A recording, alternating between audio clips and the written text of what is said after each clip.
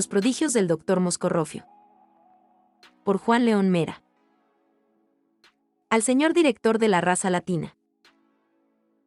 En un número de su justamente acreditado periódico leí, no hace mucho, el curioso artículo El médico de la muerte.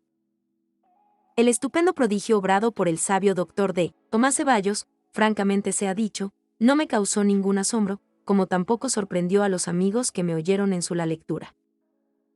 Eso de abrir tanta boca al saber que el célebre médico peruano pegó y cosió al tronco una cabeza cortada, y luego infundió vida en aquel cuerpo de tan extraña manera remendado, bueno será para los que no sepan quién fue el doctor Moscorrofio ni tengan noticia de los milagros que, por sus manos, obraba la ciencia médica. Yo no vi ninguno, ni conocí a aquel rey del escalpelo y las drogas, a aquel semidios que por un tris no fue adorado por la antigua sociedad quiteña. Que le hubiera conocido yo infeliz, si tuve la desgracia de nacer algunos lustros después que él había fallecido.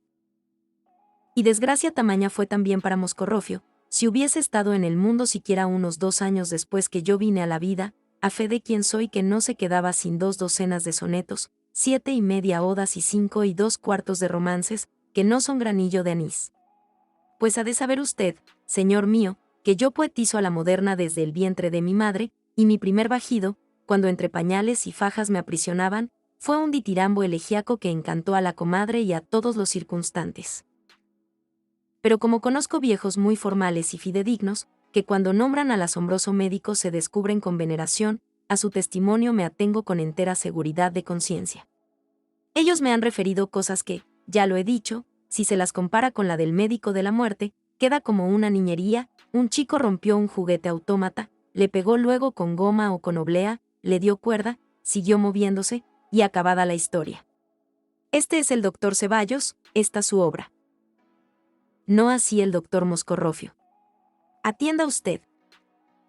Pero me olvidaba de advertir una circunstancia de sumo interés, además de la tradición recogida de venerables labios, los efectos de la ciencia de este non plus ultra de los facultativos, los he visto, los estoy viendo, los ven todos mis compatriotas.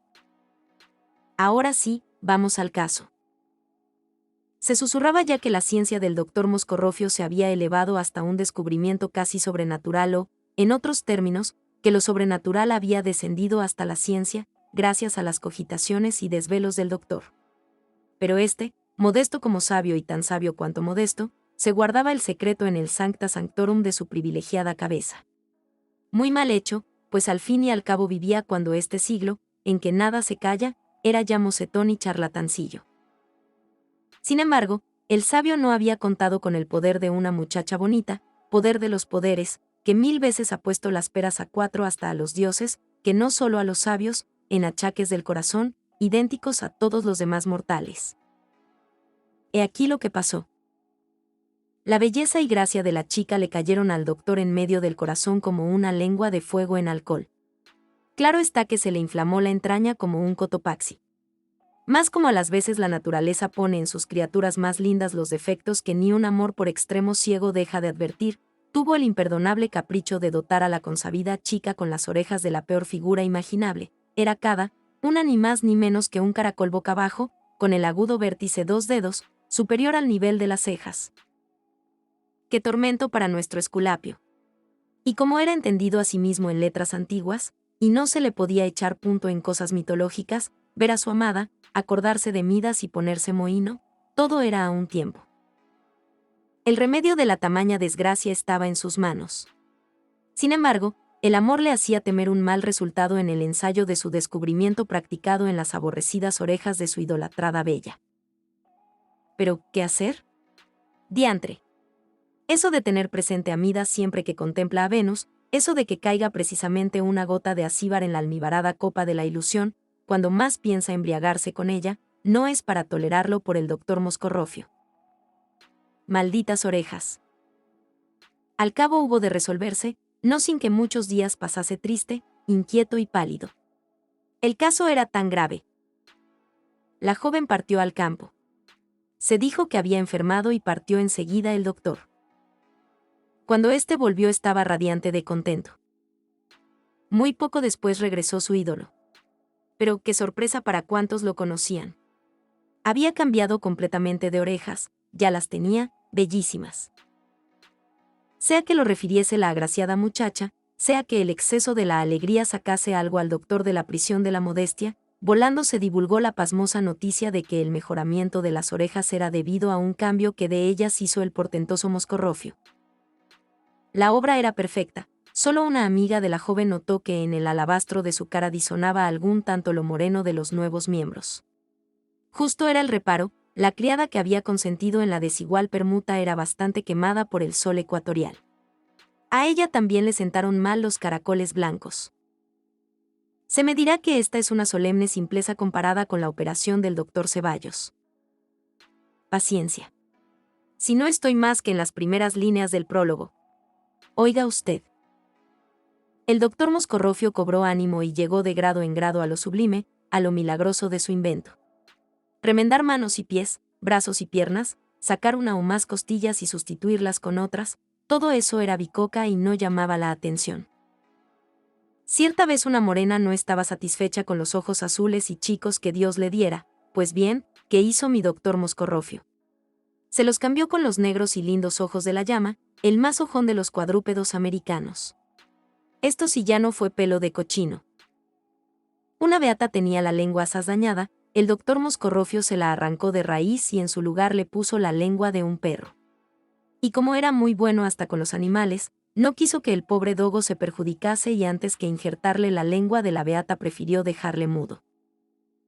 Dentista famosísimo, habría obscurecido la estrella de más de un cambiamuelas de los Estados Unidos, pues quitaba y ponía mandíbulas enteras. Un caballero tenía la herramienta dental en lamentable ruina. Que parecía esa desdichada boca. La de un volcán que encierra trozos de rocas negras y carcomidas. El doctor Moscorrofio estudió la configuración de ella, meditó un poco, vio que la única dentadura que podía convenirla era la de un puerco que aún armonizaría con el conjunto de la cara, y tastás, en 2 minutos se la puso. No he conocido al caballero, pero la operación fue tan maestra, que la naturaleza misma la tuvo por buena, y las porcunas mandíbulas fueron transmitidas a hijos, nietos y bisnietos del afortunado que primero las tuvo. Pregúntenmelo a mí que conozco más de 2 docenas de ellos, que hoy comen y beben como todo buen hijo de su padre. Pero también esto es no nada. Atención a lo bueno. Es el 20 de enero de 1814. Llueve que es una gloria. Es un día de los más quiteños de este año en pañales, renacido como el fénix, aunque no de sus cenizas sino de sus charcas y sus lodos. Un caudaloso río de curiosos y curiosas, que desafía al río que barre las calles de la ciudad, va desapareciendo, como en un sumidero, en la entrada del Hospital de San Juan de Dios. Atáscase la gente entre la gente en patios y corredores de la espaciosa casa.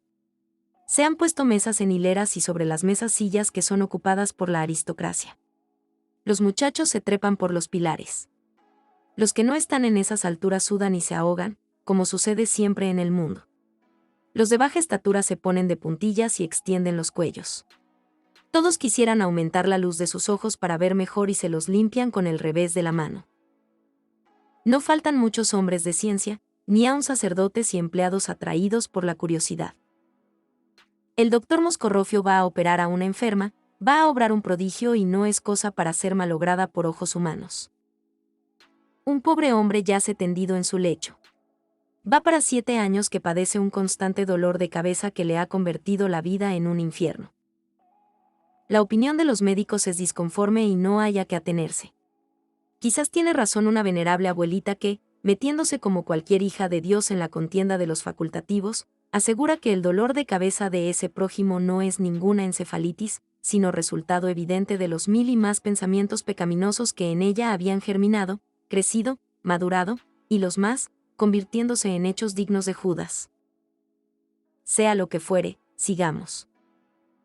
El doctor Moscorrofio había ofrecido dejar sano y bueno al enfermo.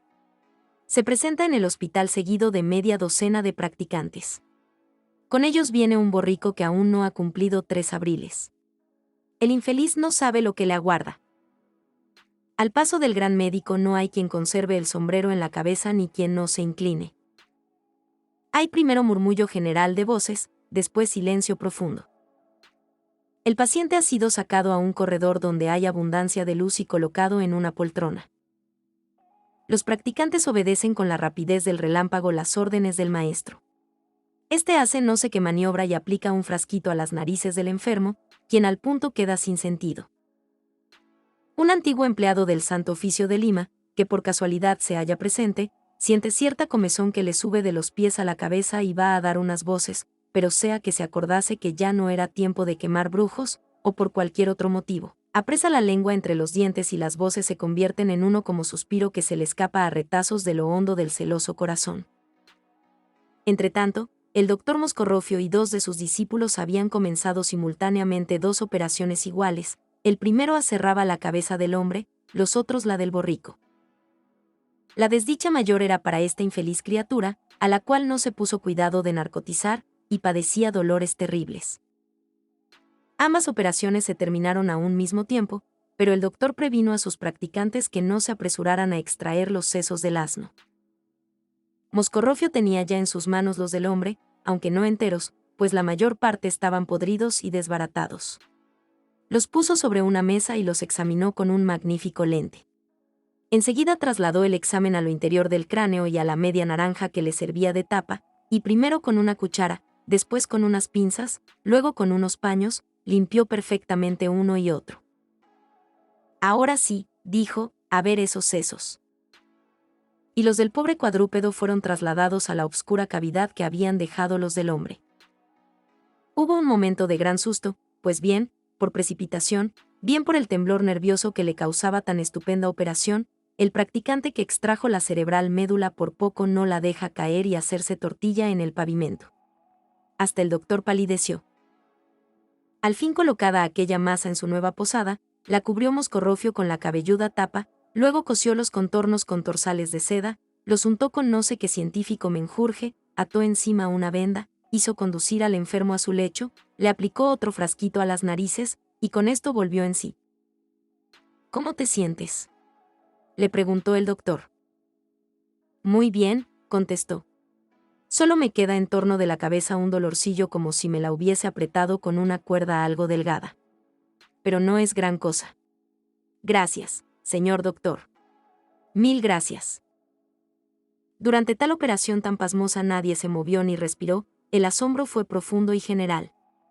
Una vez terminada, el asombro se manifestó en un torrente de frases lisonjeras para el sabio médico, torrente que, vertido por más de 2000 bocas, no cabía en el recinto del hospital y se desbordaba hasta por sobre los tejados. Hubo miles de palmoteos y vivas, pero ni un solo bravo. Porque no se usaba todavía esta exclamación por nuestra tierra de gente tan mansa y algo atrasada por entonces. Los bravos y los burras pertenecen al progreso moderno. El ex inquisidor, eso sí, se desahogó en un círculo de amigos observando que, además de ser el hecho completamente extraño a las facultades de un cristiano, el doctor Moscorrofio no había invocado ni una sola vez a Dios ni a la Virgen, ni aun a San Lucas, siendo el patrono de los médicos. No había que darle vuelta al reparo, era la purísima verdad. Mas el bueno del tal ex empleado inquisitorial no calaba que el sol de la civilización moderna había madrugado a derramar sus luces en el alma del rey de los galenos, del genio de la ciencia. Un largo año en Quito, y aún fuera de Quito, no se habló de otra cosa que del cambio de sesos obrado por el doctor Moscorrofio. Pero, ¿cómo quedaría aquella cabeza? Se me dirá. No puedo aseverar cosa alguna a este respecto, con todo, me inclino a creer que no quedaría mal, porque he conocido más de 4 nietos del hombre de los sesos regenerados, que han obtenido grados y títulos, gozado reputación de doctos, se sentaron en nuestros congresos y desempeñado otros altos destinos. No he dicho que, aunque no he conocido al doctor Moscorrofio ni presenciado sus portentos, he visto y estoy viendo los efectos de su ciencia. En cuanto al borrico, sea porque el doctor no puso gran cuidado en la parte que le tocó de la operación, sea de pena de verse con sesos humanos que de nada le servían, no tardó en morirse. Poco más de un año después hizo el doctor otra ostentación de su poder, otra cuasi diablura. Un marido desafortunado se quejaba de que su esposa, bella como un lucero, tenía el corazón nada arreglado para la vida conyugal, corazón arisco, selvático, casi fiero. Creo, le dijo el doctor Moscorrofio, que pudiéramos remediar tamaño mal. ¿Consentiría usted en que sometiera yo a su cara mitad a la virtud de mi ciencia? Vaya si no lo había de consentir. De 1000 amores. Quedó resuelto que Moscorrofio haría una de las suyas y señaló día y hora. La operación no se verificó a toda luz, como la de los sesos. Testigos de ella fueron tan solo, además del operante, el marido y un aprendiz de médico. Pero este, que tenía algo más de lengua de lo que habría sido menester, lo reveló todo al día siguiente. ¿Qué corazón quiere usted que le pongamos?, preguntó Moscorrofio al marido. Como sucede siempre en los grandes males que exasperan y ahogan, el pobre hombre, mártir de años atrás, se fue al último extremo opuesto, y contestó sin vacilar: el corazón de una oveja. A la obra, añadió el doctor e hizo el cambio con una destreza que, si la hubiera visto el inquisidor. Desde el día siguiente la mujer fue tan otra que apenas se la podía conocer, qué paciencia para todo. Qué mansedumbre. Qué dulzura. Usted la ha convertido en un ángel, le decían al doctor, y éste se compadecía de los tontos que tan mal calificaban el cambio.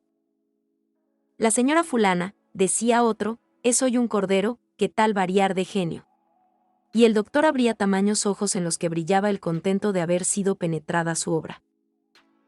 Largo tiempo se disputó entre los sabios de Quito, y aún se consultó a los de otras partes, acerca de cuál era el corazón más a propósito para la mujer casada. Había quien aprobaba el gusto del marido de la operada, o quien se decidía por la esposa animada, fogosa e inquieta, o quien buscaba un terno medio y a él se acomodaba. Si yo fuese sabio y hubiera vivido en esos tiempos, creo que habría dado 4 papirotes al que se avino con el amor de un corazón ovejuno. Lo único que se sacó en limpio, andando en el tiempo, fue una brillante prueba en favor de la teoría de que los hijos heredan principalmente las cualidades morales de la madre. Los de la dichosísima señora que cayó en manos del doctor Moscorrofio han tenido todos buenos corazones, idénticos al de la madre, sin que esto haya sido obstáculo para que se distingan en el ejército y obtengan merecidos ascensos. Largo por demás fuera el referir siquiera la 100ª parte de los prodigios de nuestro gran médico. Con los referidos basta para probar que el doctor D. Tomás Ceballos no era ni para descalzar al doctor Moscorrofio. Con todo, no se me ha de quedar en el tintero una cosa: he visto en algunos periódicos la noticia de la invención, no ya de la transfusión de la sangre, sino de la leche. Esto es antiquísimo, el doctor Moscorrofio lo hacía todos los días.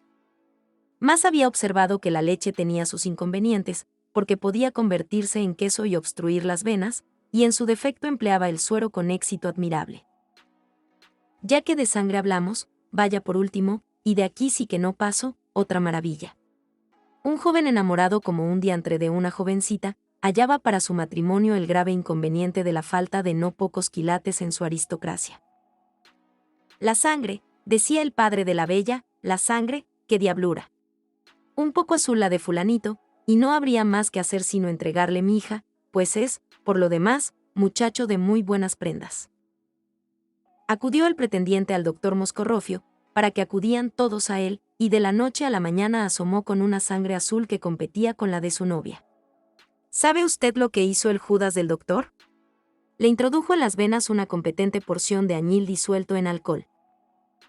Al tercer día esas sangres color de cielo se unían al pie del altar, y todavía viven entre nosotros algunas familias que se enorgullecen con harta justicia de hallar su origen en tan noble tronco. Fin.